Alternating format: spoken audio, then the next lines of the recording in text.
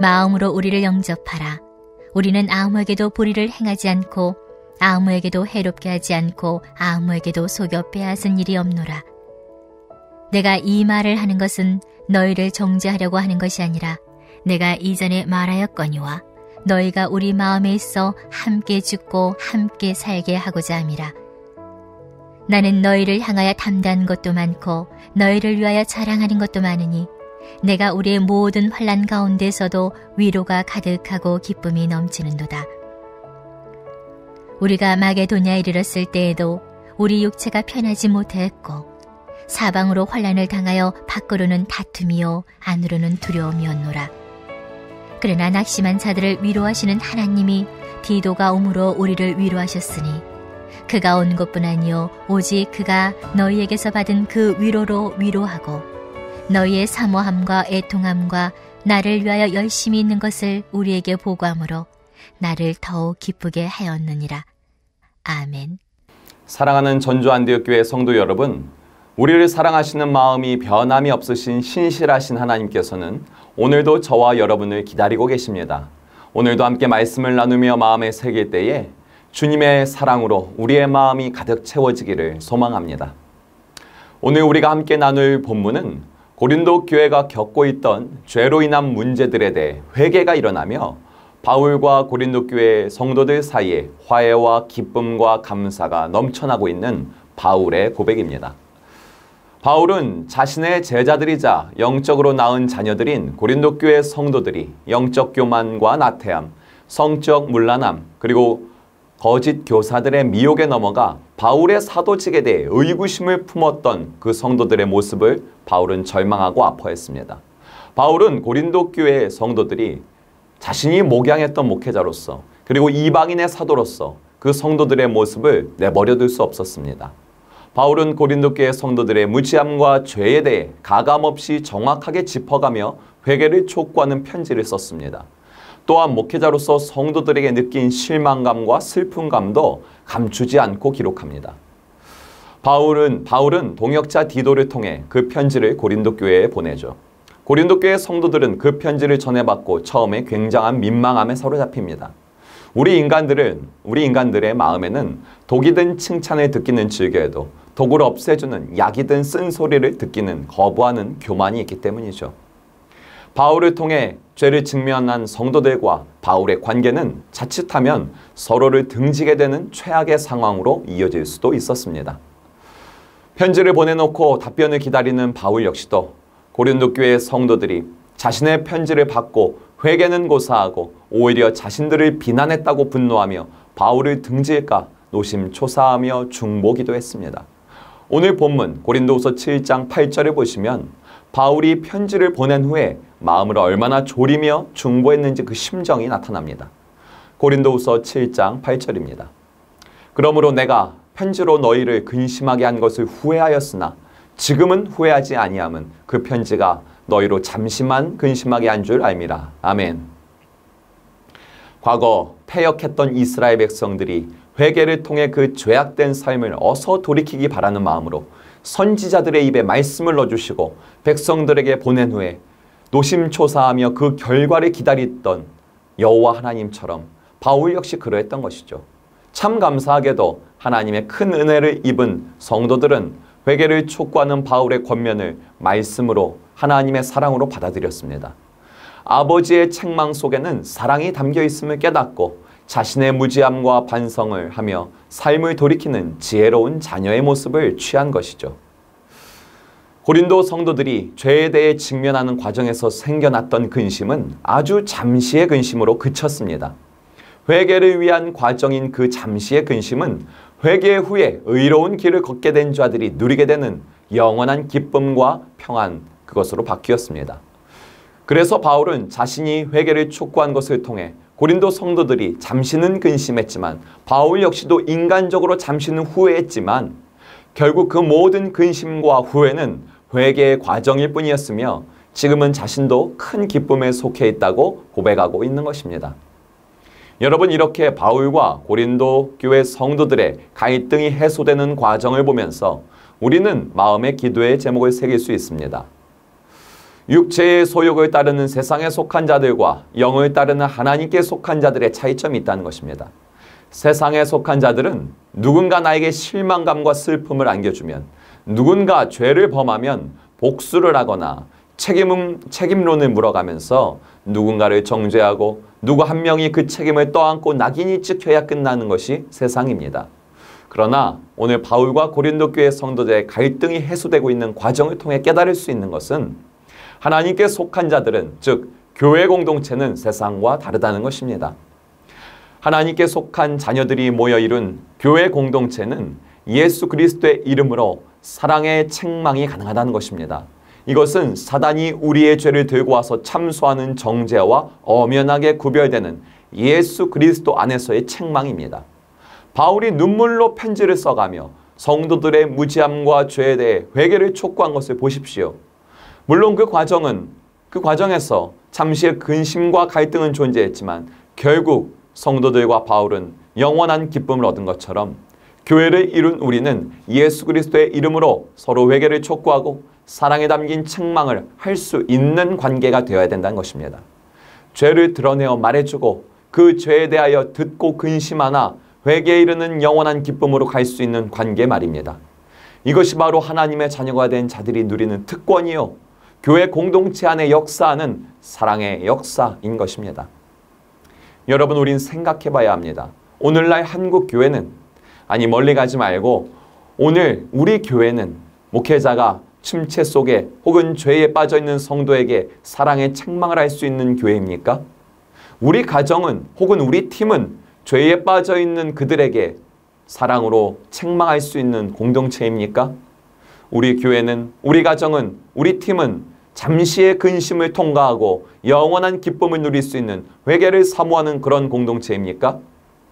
목회자가 교회 공동체로부터 무언의 압박을 느꼈어, 즉 눈치를 보느라 죄에 대하여 의에 대하여 공의롭게 선포하지 못하는 교회라면, 그런 가정이라면 소망이 없는 것입니다. 이것은 목회자 한 사람의 사명이 부족한 문제만이 아닙니다. 아내와 남편, 아들과 딸, 그리고 팀원들의 눈치를 보느라 죄에 대하여 의에 대하여 공의롭게 선포하지 못하는 공동체인 것은 한 사람만의 문제가 아닙니다.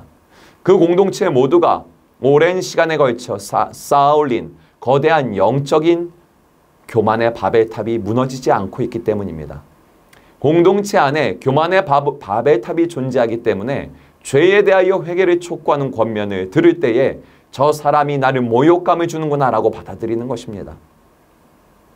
과거 18세기의 영적 암흑기 시대 속에서 미국 전역의 영적 대각성 운동을 주도했던 청교도의 대표적 신앙인 조나단 에드워즈 목사님이 있습니다. 그는 위대한 복음 전도자요, 설교자요, 신학자였습니다. 에드워즈 목사님은 대중들이 모인 거리에서 회개하지 않는 자들에게 하나님의 자비를 받아들이라고 회개를 촉구하는 설교를 했습니다. 그리고 그의 설교를 통해 성령은 회개의 역사를 부어주셨습니다.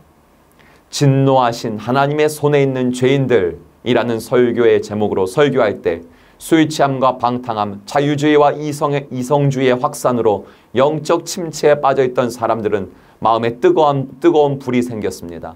향락을 추구하던 모임을 하던 젊은 남녀들은 회개하고 삶을 돌이켰습니다. 그의 설교를 듣고 있던 사람들은 하나님의 진노에 대한 공포와 죄에 대한 탄식으로 울부짖었습니다. 사람들의 탄식과 울부짖음이 너무도 컸던 바람에 더 이상 설교를 진행하는 것이 힘들 정도로 강력한 회개의 역사가 부어졌습니다. 그런데 이렇게 미국 전역에 영적 대각성 운동을 일으켰던 조나단 에드워즈 목사님은 정작 자신이 24년간 목회자로 일했던 교회에서 쫓겨나게 됩니다. 사건의 발단은 목사님이 교회의 중요한 위치에 있는 재력가의 자녀들을 그 자녀들이 외설적인 책을 읽고 있는 것을 꾸짖은 것이 목회자와 성도 그 사이의 갈등의 시작이 되었던 것입니다. 에드워즈 목사님이 볼 때 물과 성령으로 거듭나지 않고 죄를 끊지 않은 채로 세례를 받고 성찬에 참여하는 교인들이 많았던 것입니다. 에드워즈 목사님은 그 문제를 눈 감아주고 회개를 눈 감아줄 수 없었습니다. 성도들은 그런 에드워즈 목사님의 죄에 대한 책망이 불편했습니다. 목사님과 성도들 사이의 갈등은 결국 성만찬 참여에 관한 신학적 논쟁으로 이어졌고 결국 교회의 정회원 230명이 에드워즈 목사님의 사임을 찬성하고 오직 23명만이 반대했기 때문에 에드워즈 목사님은 쫓겨나게 된 것입니다.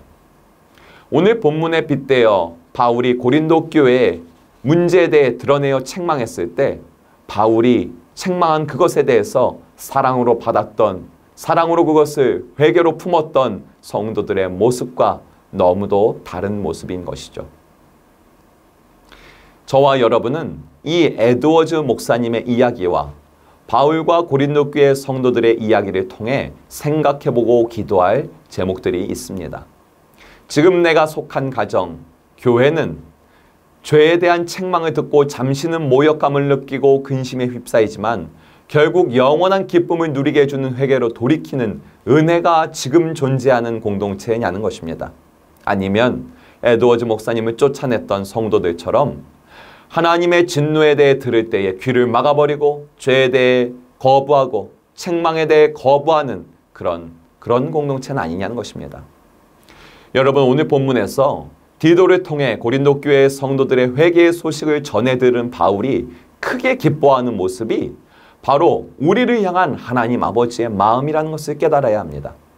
오늘 본문 고린도후서 7장 2절을 보십시오.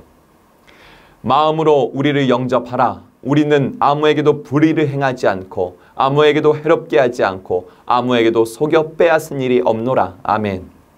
바울은 고린도 성도들이 마음을 열고 자신과 동역자 디도를 영접할 것을 권면했습니다. 바울은 마음을 담아 말합니다. 우리는 아무에게도 불의를 행하지 않고 아무에게도 해롭게 하지 않고 아무에게도 속여 빼앗은 일이 없노라.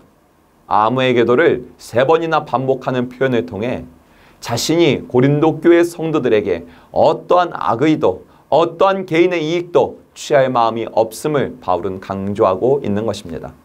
이어지는 7장 3절에서도 바울은 말합니다. 내가 이 말을 하는 것은 너희를 정죄하려고 하는 것이 아니라 내가 이전에 말하였거니와 너희가 우리 마음에 있어 함께 죽고 함께 살고자 함이라. 아멘. 바울이 바라는 건 단 한 가지입니다. 그저 고린도 교회 성도들이 구원받은 자답게 물과 성령으로 거듭난 자답게 하나님께 속한 거룩한 자녀로 살기를 바라는 마음뿐입니다. 여러분, 우리를 향한 여호와 하나님의 마음이 이와 같다고 믿습니다. 우리는 자꾸 인생의 파도를 만날 때마다 눈물 나는 죄를 경험할 때마다 하나님, 왜 나에게 이러세요? 왜 도대체 나에게 이러세요? 이렇게 원망합니다. 그러나 하나님은 바울과 같이 이렇게 우리에게 말씀하십니다. 사랑하는 아들아, 사랑하는 딸아, 마음을 열고 나를 영접하라. 나는 너에게 어떠한 불의도 행하지 않았다. 나는 너에게 어떠한 해로움도 주지 않은 하나님이다. 나는 너에게 어떠한 것도 속여 빼앗지 않은 하나님이다. 그렇습니다, 여러분.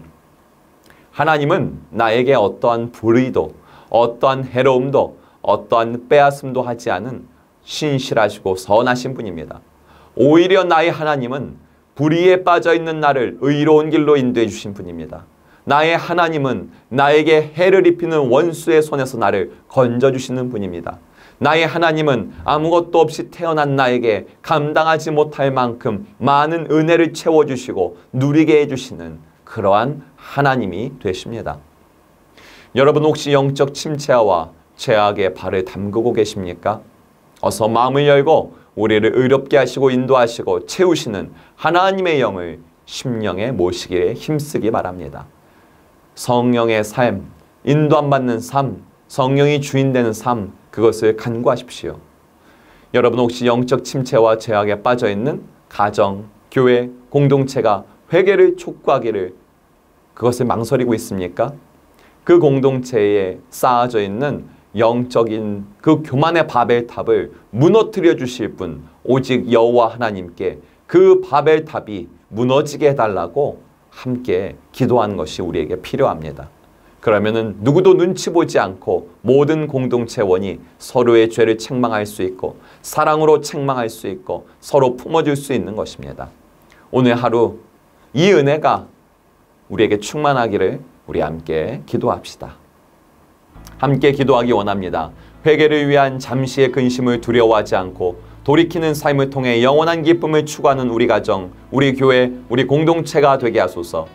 교육부서의 여름 성경학교와 수련회를 주님께서 기름 부어주시고 우리 아들과 딸들이 구원자 예수님을 인격적으로 만나게 하소서. 해외 선교, 국내 농어촌 선교, 특수 선교, 다음 세대 선교를 주님의 뜻대로 감당할 수 있는 성령의 기름을 부어주소서. 또한 다음 세대를 위한 교회 건축의 모든 과정을 위해 우리가 기도하오니 오늘도 성령께서 우리를 하나로 묶어 인도하여 주소서. 우리 함께 기도하겠습니다.